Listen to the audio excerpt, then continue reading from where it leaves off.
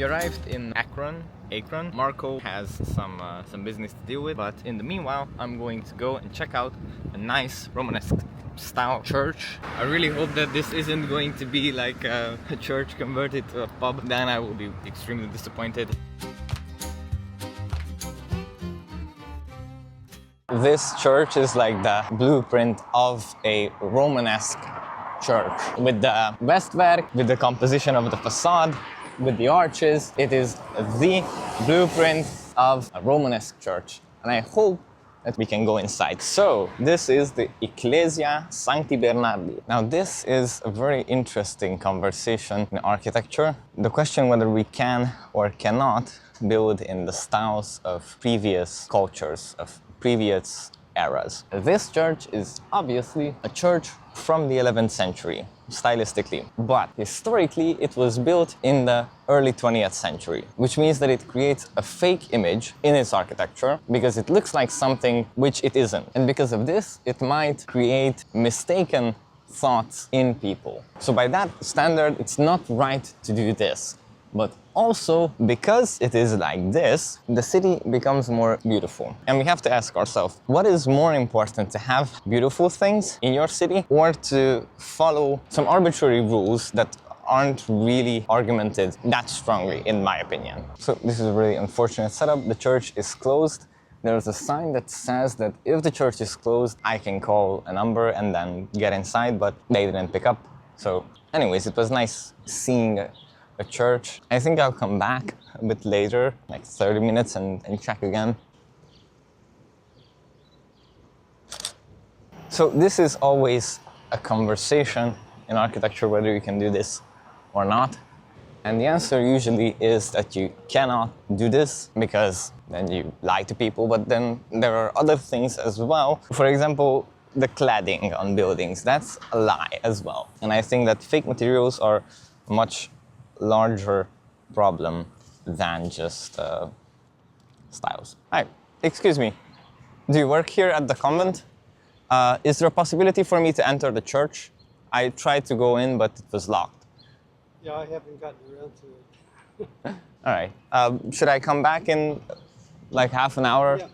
All right. Thank you. Things are getting solved, it seems, and I'll be able to go inside. That's a win. We'll go down this way, and then take a right, and then come back in that part and check out that building over there. All right, I want to point out some details about this building. As you can see, there's a level of detail in the smaller parts. So there, for example, very nice intricate carving on the woodwork of the window. Here as well, above the entrance. Just nice little details. Above, in the windows, there are cool concave and convex ceramic tiles going all along the height of the building here in the center. For my taste, I would appreciate even more of these, like that band that separates the top part from the bottom part. That band with the floral-like sinuous curve that goes along. I would appreciate more of that because it adds depth, it adds character to the hotel. This is Mayflower Hotel. This is also a cool building, a little bit of Art Deco. Some gardens. Look at also those murals. One of my coworkers told me a few days ago, this is a side story, that the weather in Ohio is always muggy. And I asked, what does muggy mean?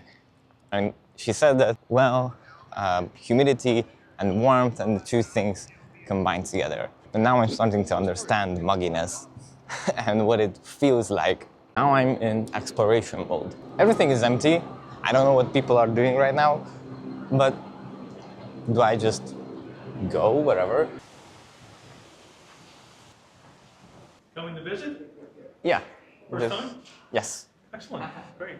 Starts down here All right. with the earliest stuff right in that corner with the rocks, All right. where it says Akron Building Stones. You can touch all these screens. Work your way up to the top floor, the street floor. As you go up, be sure to read the risers, which show the social justice history of Akron.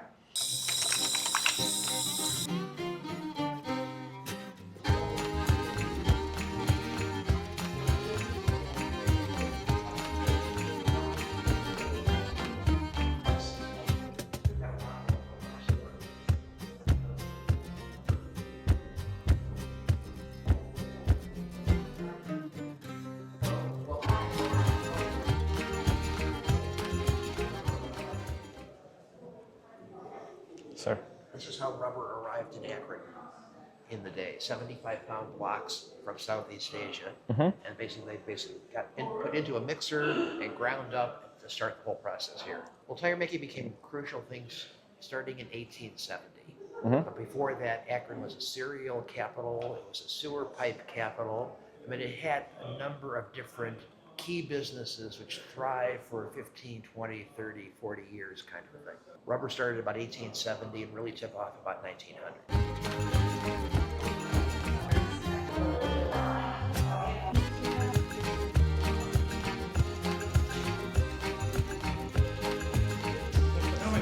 That was a nice surprise, I should say. I learned about Akron's history, and now I'm just trying to make my way to the top street. So a few things. Akron was founded by one single family, the Perkins family. So Akron is a city that's built on a lot of hills. And these hills were formed around 12,000 BC when the glaciers were moving back northward and they carved out the basin that Akron occupies. There's a river, the Cuyahoga River, that served a very important role in connecting the Lake Erie region with the Gulf of Mexico. So it was an important place even for the Indians that lived here before the European settlers. The geography of this region, of Akron, set it up for the 19th and 20th century as an industrial hub, as an industrial city. As you've seen, currently we're in the Lock 3 zone of the city. At first I didn't know what Lock 3 meant, but now I know that it refers to the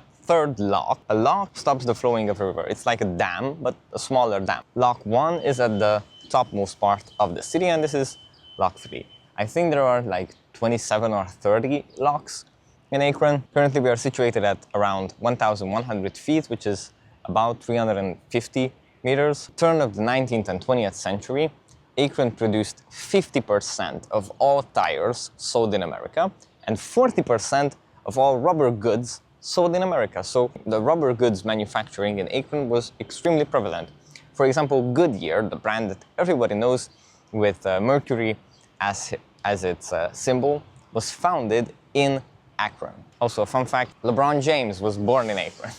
Akron, or Akron, I don't know how to pronounce it. Yeah, let's go and find out more about this town.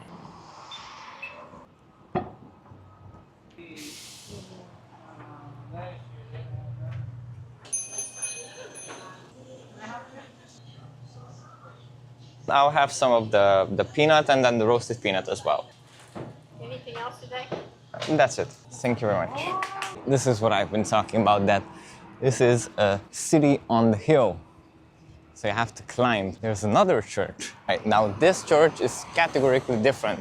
This is a Gothic church. The same question could be asked, is it correct to build in this manner? Zion Lutheran Church. This one is closed as well. All right, I need a moment to organize my things. Very curious about these peanuts. This is from the peanut shop, just salted, roasted, and the other one is just the simple mix. I'll put these away. Yesterday I watched a video from Michael Stevens, Vsauce. He explained that today's age is overly documented. Like everything is documented. And because of this, your ghosts, let's say, your images, will going to live on much longer than it was possible in previous eras, in previous years. There are a multitude of things that point to you personally. So today's world is overly documented, as you can see now with this video as well. I'm documenting my life. And he argues that through this over-documentation, you don't live your life separate from social media, separate from the online world. You live your life online. This is my life. That's what he's saying basically, that this is my life. Because of this over-documentation, I would argue that we would have enough information about buildings and about constructions to tell whether this is from the 13th century or from an era from the near past. So I don't like these limits that we try to create for ourselves regarding architecture and regarding styles. Because if you look at this church, does it increase the quality of this neighborhood? Just look around. I think the answer is yes.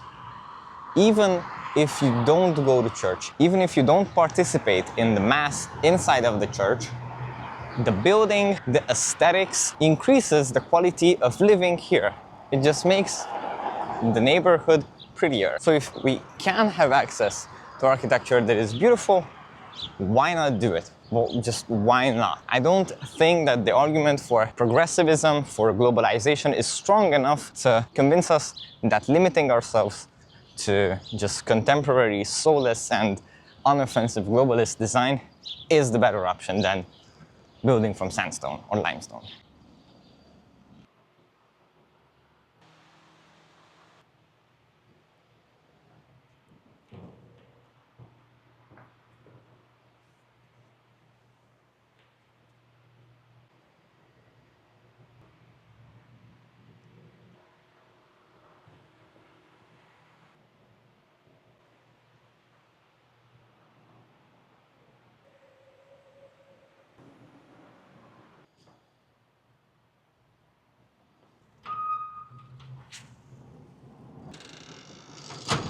Finally, proper church. Thank God. Thank God. I'm really happy now that I got to go in there and see a proper church in America. This is my first ever proper church in a long time. This just warms my soul and I'm really thankful for it. So Ohio is famous of the unpredictable weather, and I'm starting to feel this because it started raining now and like 5 times before. Marco is right there. So excellent timing on my part. So the trying out of new things continues today. We got all-you-can-eat Chinese American restaurant, and we'll see. Have you tried this ever? No, I wouldn't. While you're on a trip, I would never recommend you to eat any seafood because you might get poisoning. So stay away from seafood. So this is with beef, I suppose.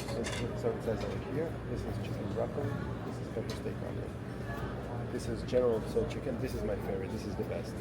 This is called hibachi. This is very popular over here. They will have whole hibachi restaurant, and those are the noodles like lo mein.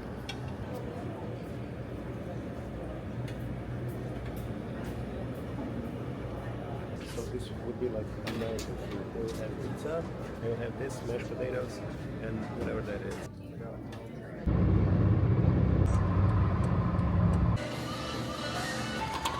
Go, sir.